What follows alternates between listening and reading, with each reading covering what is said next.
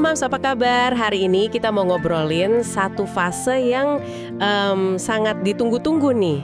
Ya, fase perkembangan bayi usia 3 dan 4 bulan ya. Betul banget, di periode ini kita udah nggak cuma bahas siklus tidur atau nyusu lagi.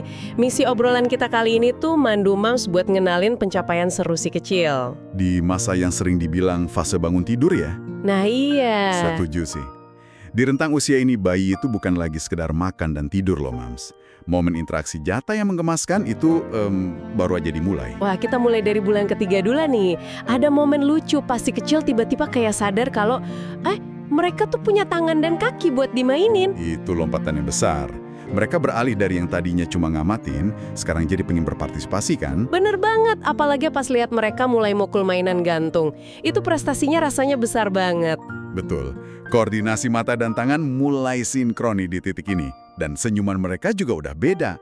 Udah bukan refleks lagi ya? Tepat, senyumnya sekarang adalah senyum sosial. Tanda cinta yang nyata buat bunda. Duh, pasti meleleh ya, Mams. Oh iya, katanya ini waktu yang pas buat ngajak si kecil bercermin ya? Sangat disarankan.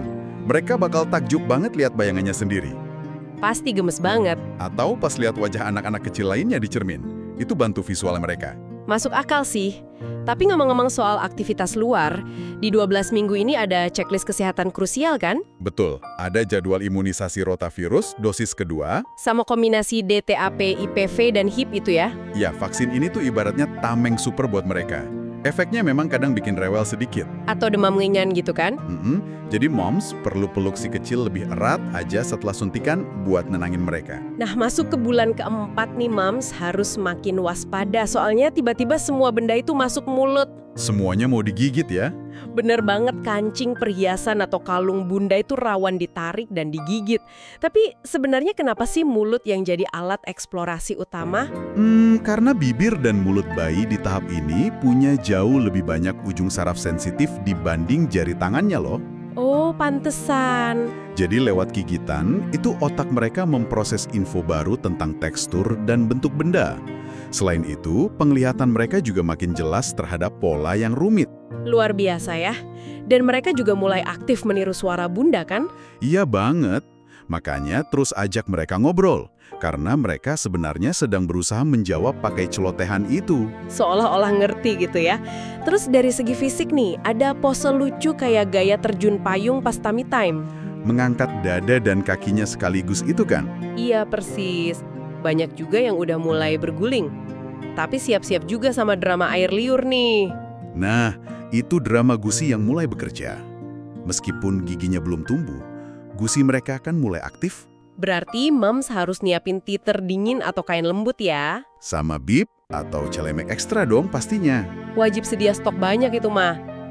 Ada satu lagi nih kepanikan umum di usia ini. Bayi mulai jarang menyusu. Itu pertanda buruk nggak sih? Tenang aja, Mams. Anatomi lambung bayi itu membesar di fase ini. Jadi kapasitasnya nambah ya? Betul. Makanya frekuensi minum mereka memang turun. Tapi kuantitas sekali minumnya justru naik. Syukurlah kalau gitu, jadi nggak perlu panik. Terus di minggu ke-16 ini kita ada jadwal imunisasi ronde terakhir sebelum rehat panjang ya?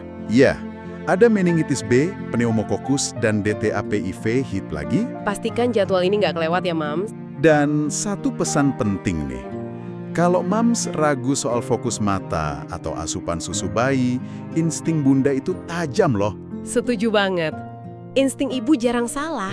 Jadi lebih baik segera bertanya pada dokter daripada memendam cemas sendiri. Nggak kerasa ya, 4 bulan pertama berlalu sangat cepat. Setiap tangisan, air liur, dan senyuman itu proses berharga banget. Dan Mams sudah melakukan yang sangat hebat sejauh ini. Pastinya. Oh iya, ada satu hal menarik nih yang bisa jadi bahan pikiran sebelum kita pamit. Boleh, karena di usia 4 bulan, pendengaran bayi makin tajam dan mulai aktif meniru suara. Coba pikirkan ini. Apa yang akan terjadi jika di fase spons ini, Mams mulai memutarkan lagu dengan bahasa asing atau alat musik yang kompleks? Menarik nih. Apakah otak mereka akan merekamnya sebagai bahasa pertama mereka? Bunda harus ingat bahwa setiap anak tumbuh dengan kecepatannya sendiri. Jadi, jika ada kekhawatiran medis yang mendalam, selalu konsultasikan langsung dengan dokter anak. Nah, terkait hal itu, perkembangan unik apa yang Bunda perhatikan dari si kecil hari ini? Pasti ada aja ya yang bikin gemas. Terima kasih sudah menonton sampai habis. Sampai jumpa lagi di video selanjutnya.